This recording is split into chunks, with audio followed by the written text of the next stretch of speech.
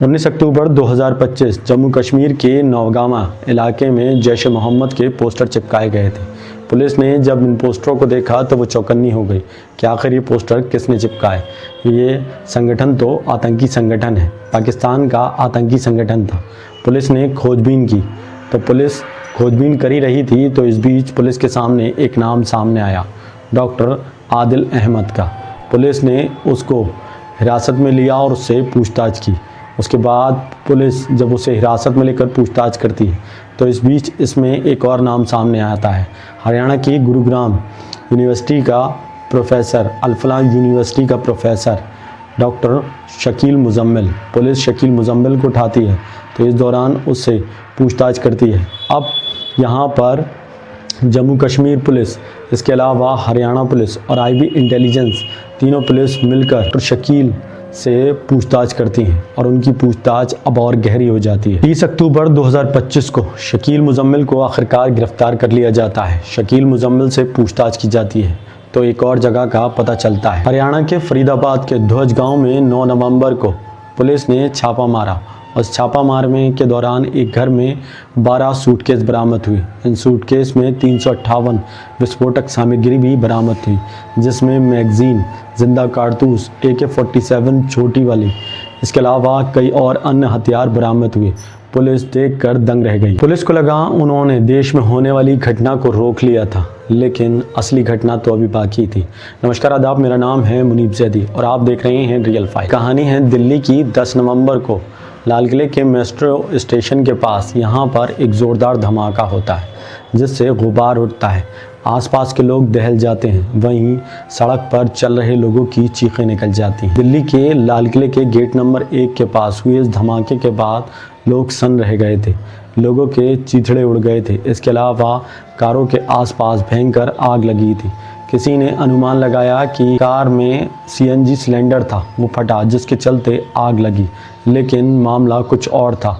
Police को सूचना दी गई। इसके अलावा फायर ब्रिगेड मौके पर टीम पहुंचती है, छानबीन की जाती है। जांच और CCTV फुटेज के जरिए पुलिस को अब बहुत कुछ साफ दिखने लगा था। जांच की तो CCTV फुटेज में एक गाड़ी निकल कर आई, I-20, जो हरियाणा की गाड़ी थी, HR 26CE 7674 इस गाड़ी का नंबर था। पुलिस ने CCTV फुटेज के जरिए इस नंबर को खंगालना शुरू किया कि आखिर ये गाड़ी किसकी है। ये गाड़ी फरीदाबाद से दिल्ली की ओर आई थी।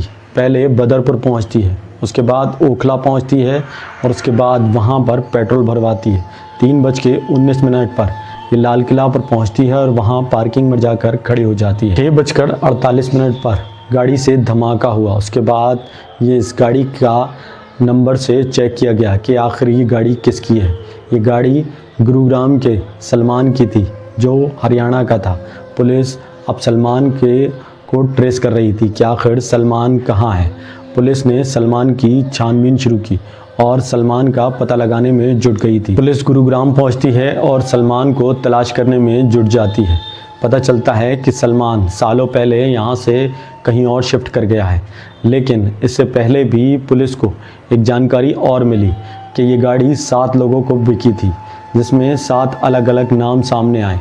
पुलिस छानबीन कर रही थी। आखिर में पता चला कि ये गाड़ी इससे पहले पुलवामा के तारिक नाम के शख्स से जुड़ी थी, जिसके बाद पुलिस को अब यकीन हो चुका था कि ये कोई आम हादसा नहीं बल्कि एक आतंकी संगठन का निशाना है, जिसमें पुलिस ने अब पूरी तरह से मान लिया था कि आतंकी साजिश का निशाना है। CCTV फुटेज में दिखा एक ड्राइवर और ड्राइवर ने मास्क पहन रखा था।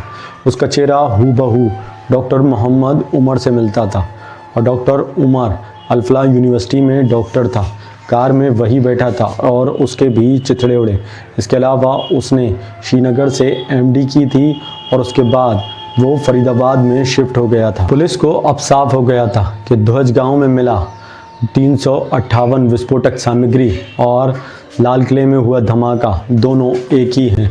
अब पुलिस आखिरकार समझ गई थी कि ये आतंकी साजिश का नतीजा है। जैसे ही खबर फैली, इसमें देश के प्रधानमंत्री और राष्ट्रपति और इसके अलावा गृह मंत्री ने रिपोर्ट तलब की। एनआईए को जांच सौंपी गई। एनआईए को जांच सौंपी गई। जांच में एक नाम सामने आया, डॉक्टर शाहीन शाहिद। वो लखनऊ की रहने वाली थी। इसके अलावा वो जमाते मोमिनात ग्रुप भी चलाती थी, जो पाकिस्तान के जैश ए मोहम्मद से जुड़ा बताया जा रहा था। पुलिस अब डॉक्टर शाहीन शाहिद के भाई यानी कि परवेज़ अंसारी को उठाती है और उससे उसके घर पर छापेमारी करती है और उससे पूछताछ करती है। पुलिस उसकी भी अल-फलाह यूनिवर्सिटी की जांच कर रही है।